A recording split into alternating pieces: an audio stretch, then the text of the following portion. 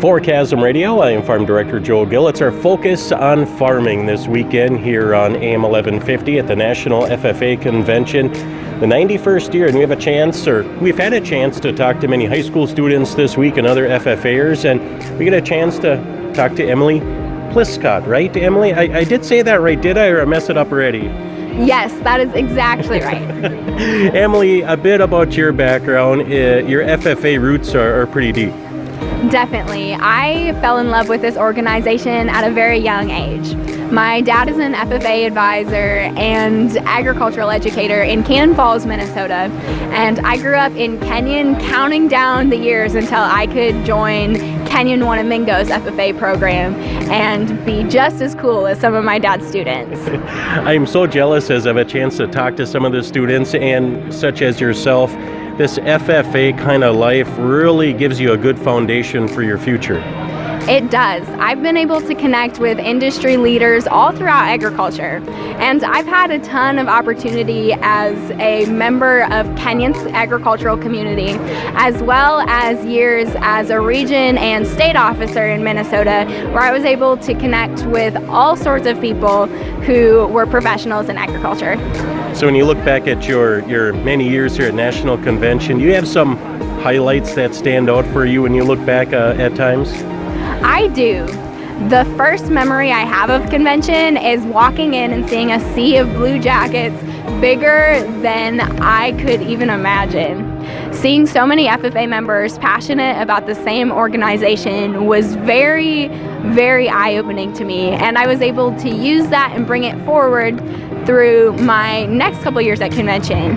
I loved last year the chance to serve as a delegate and as the vice chair of the National Communications Committee, where we were able to sit down and figure out how we could better serve some of those members and vote on ways to change what we're doing for communication now.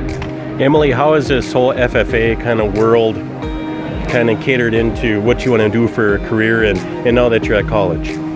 FFA definitely led me in the direction of my career. Right now I'm at the University of Minnesota, where I'll graduate in the spring of 2020 with degrees in agricultural communication and marketing and applied economics. I was able to meet professionals who worked in agriculture as government relations people for farm groups and commodities in Minnesota. I saw a lot of potential in the ag policy world and think that that's where I want to end up. And nowadays, I think more than ever, agriculture needs a voice at many different levels, right? Definitely. It's really important for us to share our story of agriculture in the communities that we're from. And FFA's taught me that we're each able to share our story with the people around us, but I definitely want to serve in a career where I'm able to share the story of other people too and help make a difference for the people back home.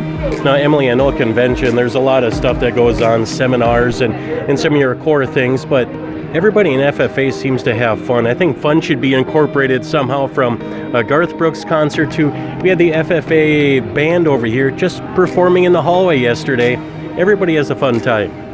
Yes, convention entails a lot of fun. It's been a chance for me from the very beginning to connect with people from my chapter on a deeper level, and turned into a network where I'm able to meet up, chat with, and have fun with friends from the East Coast to the West Coast, and I think that's very important. Emily Pliscott joining us here on Chasm Radio. Finally, as well, you're doing some work with Farmers Union now. Talk about that venture. Yes, I started as Minnesota Farmers Union's fall intern this September, so I'm on my second month there.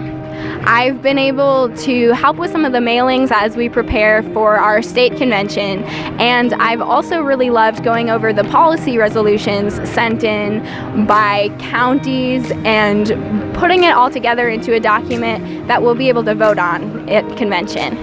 And I mentioned fun. One funny thing before we did our interview, someone asked you about your wardrobe here at convention, right? Yes, I had a lady come up to me and ask where I got my blazer and my pants. I was very happy to hear that because this is the first convention where I'm not wearing official dress the whole time.